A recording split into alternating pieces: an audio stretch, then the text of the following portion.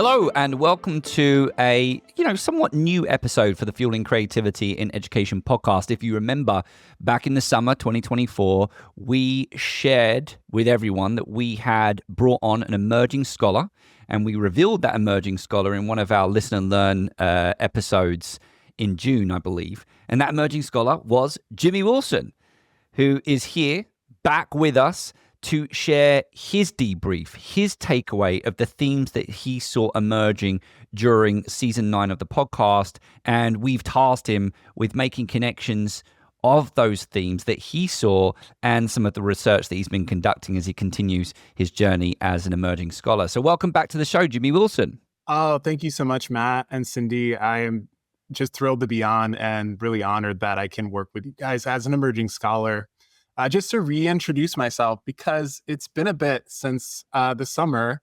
I am a former teacher for 10 years. I taught in urban schools in Dallas, as well as rural schools outside of Austin and San Antonio. And I taught a very tested subject, English, and I also taught a very creative subject with creative writing. And that difference with the kids inspired me to say, I need to research this. I need to spread this around to everybody about how to infuse creativity into the classroom.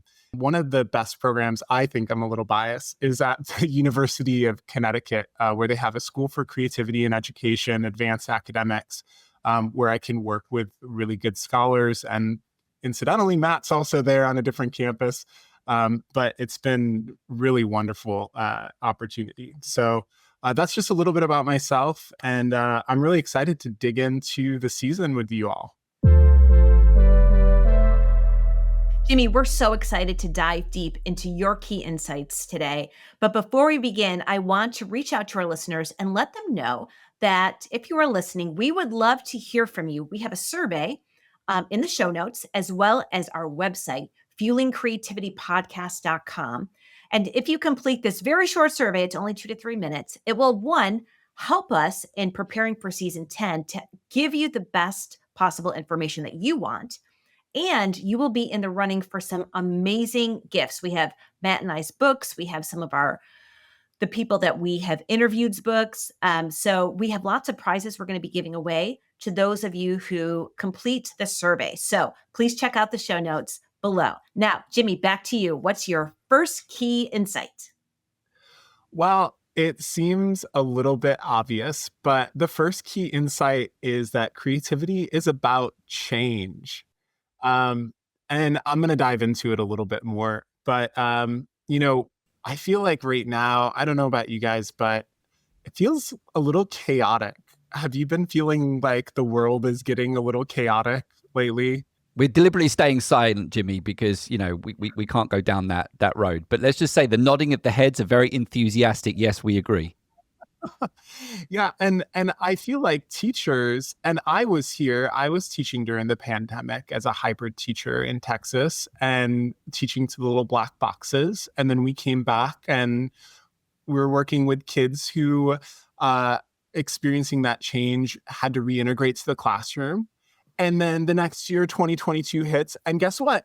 There's a game-changing technology with generative AI, and you have to rethink how you're doing everything. Mm-hmm. And one of the things in this season, between from Ruth Richards down to Talia Goldstein, I could feel a positive energy of change instead of that chaotic, frenetic, uncontrolled change. And one of the things that Colin Seal said in his episode about using discipline from law to help his kids, he quoted Angela Davis and saying, I am no longer accepting the things I cannot change. I'm changing the things I cannot accept. And I thought that was so powerful because when you asked him about creativity, as a listener, I was thinking, oh, cool, he's going to give us some tips.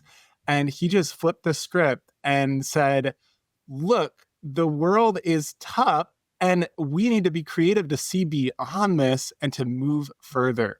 And so I think creative mindsets was a huge theme for this season of the podcast. What do you guys think? Were you seeing that too as you were interviewing all of these great thinkers and teachers? Yeah, I mean, I think you've touched on some of the stuff we've done recently in our debrief, and I am sitting here thinking that you, of course, haven't had an opportunity to listen to Robert Sternberg's interview, which is actually being released next week as of us recording this show today, because he talks about transformational creativity and looking to better the world. But if I'm honest with you, Jimmy, you've given me an uplifting thinking, and it might have been because it's a busy semester. It might be that I don't necessarily reflect on all of them in the way that you've done. But I'm going to throw it to Cyndi, that idea of this kind of like it's been about positive change as opposed to negative change. That hasn't stood out to me, but now Jimmy's bringing that to the forefront. I'm like, yeah, I think it is. I definitely could see it with Ruth Richards. I definitely can see it with Colin Sills and transformational creativity. Yeah, it is about how creativity can help us to steer towards a positive future as opposed to dealing with the immediate problems that sometimes put us in a negative place. I would agree with that, Matt. And I think, sometimes when I talk with teachers, one of the ways I position creativity is the ability to manage change. And one of the questions Matt asked me on the debrief was, can we live a life without creativity? And I don't think it's possible because there is constant change. That's one thing that we can guarantee is there will be change. And I think as educators, particularly, there's so many changes, not only in, the educational systems and pedagogies, but also just within your classroom and the kinds of students that you have. And so there's so much to manage in terms of change that you have to bring in your creativity toolkit. So I agree with you that creativity is about change. And I didn't think about the positive aspect. But when I reflect back on some of the people we brought onto the show, like Ruth Richards, for example, it was about, the benefits and the well-being that comes with being creative and really looking at yourself as a creative person. No, I'm glad that you guys are seeing the same things that I am. Sitting in my car, driving to University of Connecticut, frantically getting to class on time. So, but I was going to say, like, just kind of tying things back together to research. There is a really great study done in 2016, so it's a little bit older, by Dennis Dumas and Kevin Dunbar at University of Maryland, where they talked a little bit more about the creative mindset and changing that. The study is called the Creative Stereotype Effect. And what they did is they took 100 different students at University of Maryland, different ethnicities, different majors, different gender, and they asked them to do this use of objects task where they gave them these objects, there's 10 of them, and they have 2 minutes to come up with as many different uses that they can come up with. They're very popular. One of the things I like about this, though, is that they normed them so that cultural differences that everybody could, in that 100 group, they could say, yes, these are like normal objects that I've encountered. Things like book, fork, sandals. And then they gave them a tiny little prompt there to try to change their mindset. They said, envision yourself as a rigid librarian or as an eccentric poet. And yeah, and it was really crazy, the results that they got from that. How do you feel like that would change your mindset if I gave you that task and said you're a rigid librarian or an eccentric poet? We just had a great debrief conversation about Talia's episode where we were talking about theater and theater filling in the gaps. So when you're on the stage, you're not saying anything, but you're thinking of all of the different things that your character would be thinking in that moment. So it strikes me that in some ways you're proposing an acting assignment where we are imagining being somebody else. And by imagining being somebody else, it invites us, encourages us to think differently. We're not ourselves. So that was my connection. So, Jimmy, what you're saying is if we were to look at this class from a rigid librarian, what else could it be? Definitely. So like a pencil holder that organizes your pencils according to color. Exactly. Okay. Oh, fun. And I think the cool insight from this is that they put them in different groups and had them imagine these different things. The creativity and the amount of ideas that they could create, as well as the originality increase between the group with rigid librarian and the eccentric poet. But that's not the most intriguing part to me. The most intriguing part is that within subjects, so the same exact person doing the same task and imagining themselves as either one putting on that role and perspective taking, like Talia Goldstein was talking about, helps them to come up with more ideas and more original ideas, which I think is just so powerful for teachers in the classroom. And by the way, just a plug for Matt and Cyndi did a presentation at NAGC where they did this activity with a pencil, which was lovely. And I definitely encourage all the teachers out there to do this with their kids because it's really fun and amazing to see what they can come up with. That is actually Cyndi's activities. You kind of teed her up to speak a little bit about that. But I'm just wondering, Cyndi, whether or not there's an opportunity now to slightly modify that activity and have half of the room, imagine that there are one particular type of character or person and another half of the room, or split them into four. That would be fascinating. It would be. And the way I've always used it is, and I buy pencils, you can buy pencils and have them say, be curious on them. And I give the students the pencils and then I have them generate as many questions they can about a pencil in 5 minutes. And what's interesting about doing that exercise is that students have this opportunity to look at something that they've been looking at since they were a child and to ask questions about it. And typically, an average group of, say, 8th graders can come up with 40 questions about a pencil. So then you go, okay, now you don't know anything about this, X, Y, and Z. Let's ask as many questions as we can about that. Now, what I like about what you're both saying is we can modify that. And this is a different exercise, but to take a pencil and say, what are all the different uses? So it goes back to the alternative uses test and then look at it from the perspective of a clown, a shark wrangler, a rigid librarian. There's so many different characters you can use. And this is sort of like another addition to this. If you wanted to use generative AI, is you ask generative AI to come up with ideas based on a specific character. So what would Mother Teresa think of, what are all the things that she could do with this pencil? So, and then have generative AI generate ideas as well. So it's fun to sort of play around with that. And it's a great use of generative as well. And we were just talking about Wicked too. So, when your kids are coming back to school and talking about Glinda and the wizard and Elphaba, like, let's come up with different ideas from the wizard's perspective, right? Of like this hierarchical versus like Elphaba, who is like fighting against this oppression, right? And just like it opens up a lot of different possibilities with just a tiny tweak of putting on a different hat and being a different character. Mm-hmm. So another theme that I saw from this season is feedback and creativity. I think it's amazing to change our mindset and to look at change, but how do we know what to change if we don't even know what we're doing or how we're doing that? And two guests really spoke to this, and Jacoby talked a lot about the power of feedback, how important it was to get immediacy in feedback with dance, having a dance instructor move her body in different positions. So she knew exactly what she was doing and where to do. And again, all these connections, right, with Talia Goldstein and body awareness and collaboration and flexibility.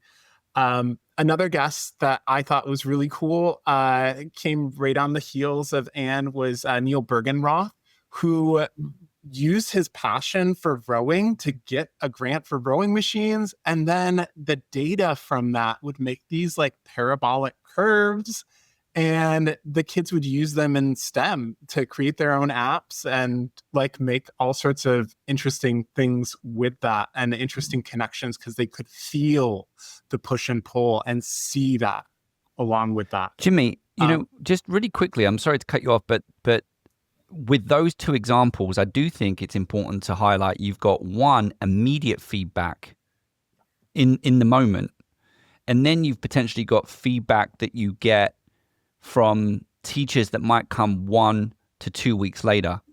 Feedback's important. They're very effective, but I'm just wondering if you had any thoughts about that. Like, is there a point at which it's gone on too long? Because... Yeah, no, I think that's a great insight, Matt. And the timing of the feedback is important, and delayed feedback can be just as important as immediate feedback. So as teachers and practitioners and researchers that are interested in creativity and education, there's actually been some really interesting research on this. This is a synthesis review by Darfler and Kalantari on expectation of feedback and its effect on creativity.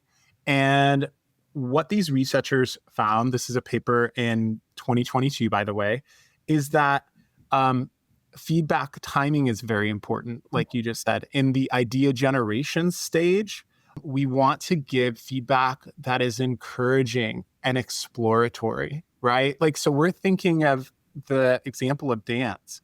Maybe we're ideating, I want a dance that is full of like crazy energy, right? Or I want something more serious. And we're coming up with those ideas. The teacher wants to push that and explore. All right, let's think of what would it be like if you combine those together, right? How could we make different movements express those things? Whereas in the refinement stage, which is maybe closer to what Anne Jacoby was talking about, when you're actually implementing that, you want to be more focused and technical, right? If you're putting this silly movement, I need it to flow more. So I want you to lift your elbow up higher. Or if you're becoming more serious, I need you to make more rigid and clean movements. I don't know anything about dance. I'm just pulling this out of the air, guys. So sorry if I'm getting this wrong. But do you know what? So how I see it is, I'm a huge advocate of project-based learning. But I know that I've had times early on in my career where I probably was not implementing project-based learning correctly. And I would argue a big part of that is the way that I was administering feedback. Because one of the things that I feel strongly about is that project-based learning, I mean, I did hear teachers early on in the career say, "Oh, project-based is the easy. It's to try and advocate for it. You just sit back and let the students kind of like work their way through the problems." And actually, no, that's not what you're doing. You have to be right in there with the weeds, and you have to be very strategic with your feedback. And I think what you're talking about is identifying the just-in-time feedback, the timely feedback, and recognizing when there's opportunities as well to kind of bestow more new knowledge on them. But you have to be very specific. Sometimes I've learned, sometimes you do have to go and show them examples. You want to provide them with an ill-defined problem, that's great. But sometimes you do actually need to model divergent thinking. You do need to model what an idea might look like. You do need to model a specific creative thinking approach to an ideation session. And all of that is part of that feedback. But I think you're reminding us of the importance at times where you do need to be technical, and you do need to model, and you do need to scaffold, even when you are putting students in a very kind of independent, student-centered learning environment. And it just reminds me of our episode, and I think that might have been season 3, Matt, with Leon Tynes, who talked about that role of facilitation and feedback in project-based learning. So if you're interested in that, check out that episode. That's great. I'm definitely going to have to go back and check out that episode, Cyndi. And I 100% agree with what you were saying, Matt, about how important modeling is. And I think that last aspect of feedback is like the product, right? But so much in project is the process, right? And how do we get into that? And it reminded me of another big paper that's known a lot in the education communities called The Power of Feedback by Hattie and Timperley, where they meta-analyze, which is a fancy way of just saying they take hundreds of studies and measure the effect and talk about how feedback is one of the best things teachers can do. And also that there's level at the product, there's the process, and then there's also one that was more elusive that they couldn't really find a lot of research on, but the identity, right? And how does what you're doing help students feel psychologically safe and able to create? And that's something that leads into another big theme of the show, the third theme that I wanted to talk about, and that is equity and creativity, and making sure that like all students, no matter if they're like, I'm not creative at all, or if they're constantly rearranging things and making new objects in the class, they can participate in these activities. And I was just wondering your perspectives, like, how did you feel like you saw equity show up and creativity in this past season? Jimmy, this was certainly deliberate in doing this. We brought on two guests particularly to talk about equity and diversity and inclusion and creativity, Colin Seal and Corey Gray. And I really loved our conversation with Corey Gray around intercultural creativity and working within diverse cultures and what we need to serve students in underserved communities. And Matt, I'm really curious your perspective. Have you had any experiences in this? Yeah, I mean, you're probably pulling me in because before I went to the University of Connecticut, I had the opportunity. I think I worked with about 40 different school districts in the state of Connecticut, and definitely experienced different communities and setups within the school. I think one of the things that I found fascinating was I'd set up the Connecticut Student Film Festival. And within the Connecticut Student Film Festival, we had the 84-hour film challenge. And as you're putting together this over the sequence of years, it's a very competitive challenge, and you start to have to build parameters because, small things. You don't want to promote alcohol, for example, because sometimes the films have alcohol. And if they were to win the award, it might frustrate a school who, feel very uncomfortable with that. But one of the things that I ran into was there was something about promoting violence, and there was a film, and it was actually a relatively good film, but it had been flagged as promoting violence. And I can't remember the film well enough, but I know at the time the judges and the people vetting the films felt that the theme within the film was uncomfortable. Now, one of the teachers of the school came to me, and I shared that, and they acknowledged that viewpoint. But then they said, but you have to recognize that within this community, that's everyday life.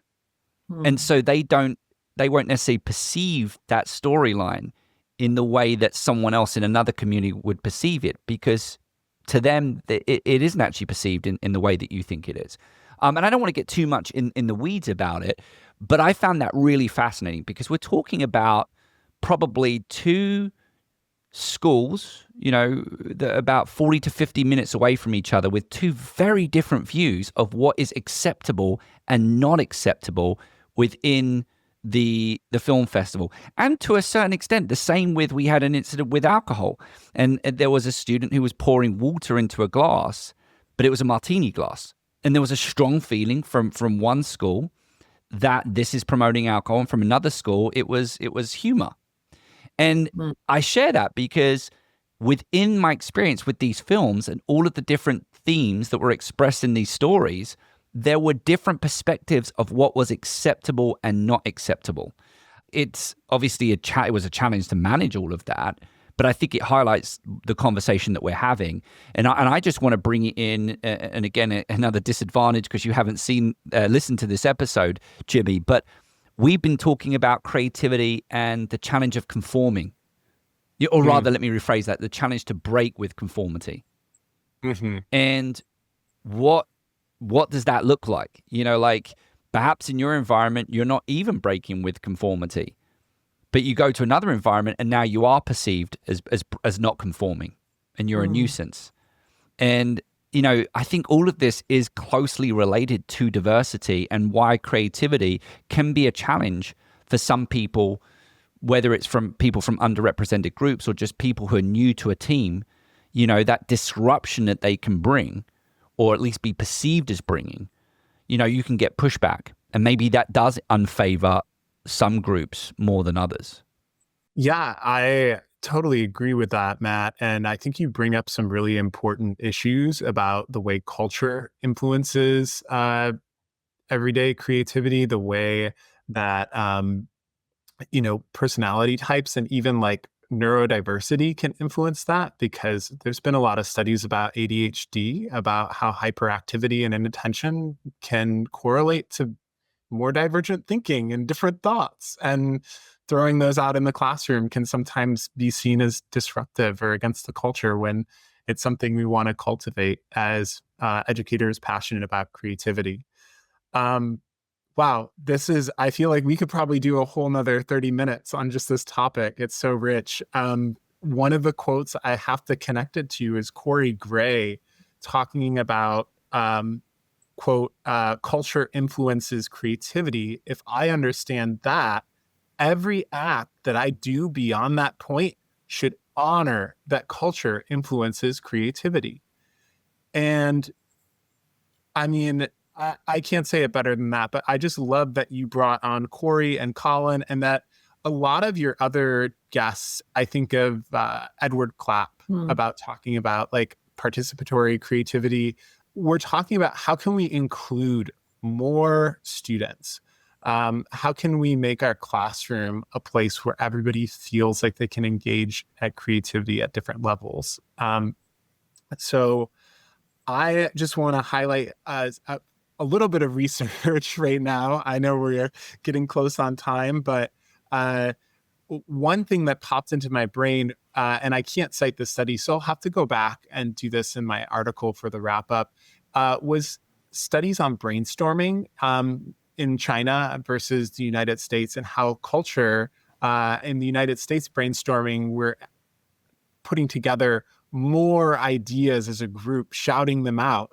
And if I remember this correctly, you guys might have to correct me if I'm wrong, but in Chinese cultural context, brainwriting, where you're writing down the ideas first, generated more idea. So because you could feel comfortable putting that out without more social pressure. And that, I feel like, often when we're in these spaces where it is college students that most of the research comes to, who more often are more affluent and more white, and in these spaces that we need to just reality check research in general and say, like, this is not applied to everybody, everywhere, at all spaces. And I think that as teachers and educators, we need to put on a researcher hat to try things and experiment and see, like, what is working for my kids in this space. I think I do want to say, I think it's really important you brought that up, though, because sometimes the reason why I bring that up is that there has been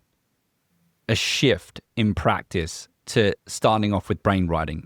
One immediate example, if anyone who's gone through the IBM Design Thinking Practitioner Badge will know, and I share that because I make my students go through it, but they actually they promote or advocate that all divergent thinking sessions start off with brainwriting for the reasons that you just shared. So that's a company that is implementing that.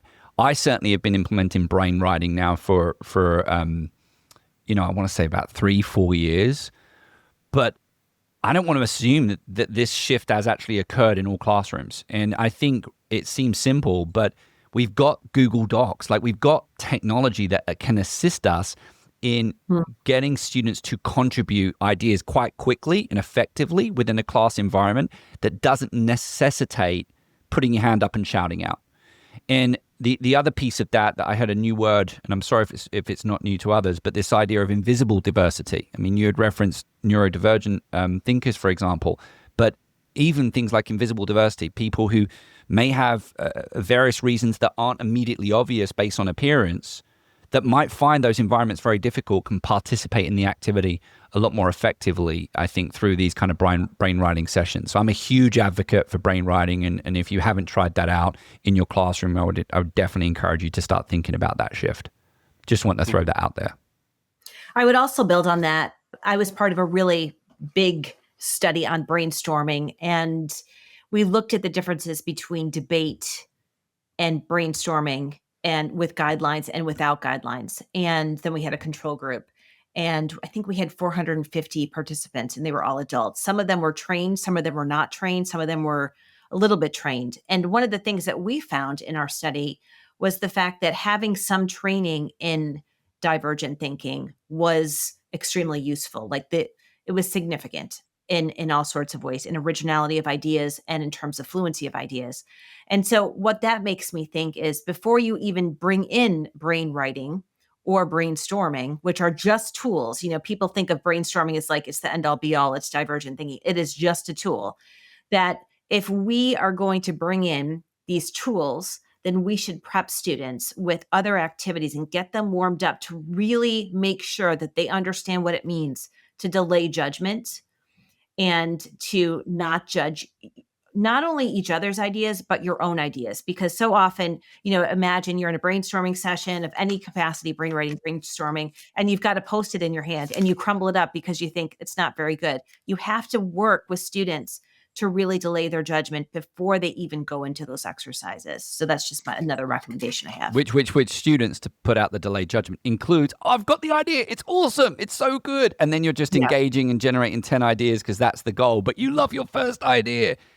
Part of delaying judgment is, no, we're not even favoring ideas either. Well, and I think I just want to make a couple of research connections that I was thinking about when listening to this podcast.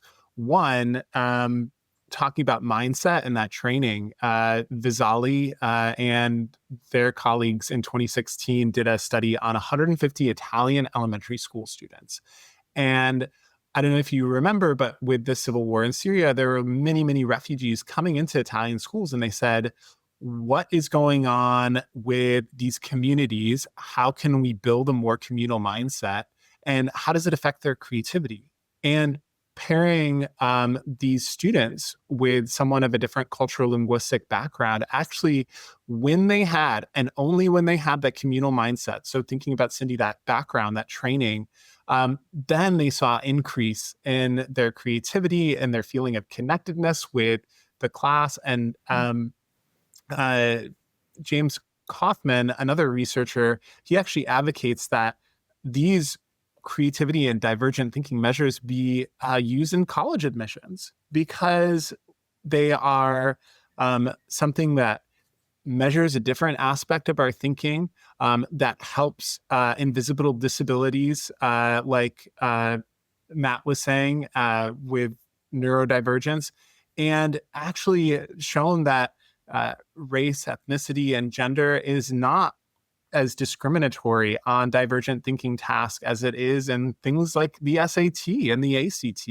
Anyway, I just know, all those things being said, creativity is not a panacea. There's a lot of work that we need to do in our country to address these problems that goes beyond that. But us as educators and practitioners and researchers interested in creativity can use this knowledge and research and try to build more effective classrooms that really leverage everybody's strength and backgrounds. So anyway, I want to thank you guys so much for bringing together all of these cool thinkers and writers and researchers and teachers, because this has just been such a joy to go back over all of this and to try to connect some of my work I'm doing as a PhD student to the amazing guests that you've had on and the insights you brought to the show. Well, Jimmy, it has been an absolute pleasure talking to you and having you as a colleague on this podcast. I think you've definitely proven that it was a great opportunity that we seized upon when you reached out to us back in the spring. So thank you. And we look forward to continuing to bring you back on the show and help and having you make all these amazing connections that you're making that helps facilitate a more in-depth conversation for both yourself and then also other emerging scholars. So as a reminder, Jimmy, you're going to be offering some additional pieces on the website, fuelingcreativitypodcast.com. Jimmy Wilson has his own section on that site, as well as tagging some of his favorite episodes. And we'll also be adding these episodes to that section of the site as well. I do want to do a quick plug again for our survey that Cyndi has referenced. We want to hear from you. We want to better understand you because we are really fueled to go and create an absolutely awesome season 10, 11, 12, 13, 14, 15, and beyond of the Fueling Creativity in Education podcast. But this is probably going to be one of our last interviews for this year, and we look forward to, as we said, providing you with some off episodes during the season and coming back in early February for season 10. My name is Dr. Matthew Worwood. And my name is Dr. Cyndi Burnett. And I'm Jimmy Wilson. You've been listening to the Fueling Creativity in Education podcast, hosted by Matthew Worwood and Cyndi Burnett. Our creative producer is Catherine Fu, and this episode was made possible thanks to our sponsor, Curiosity to Create.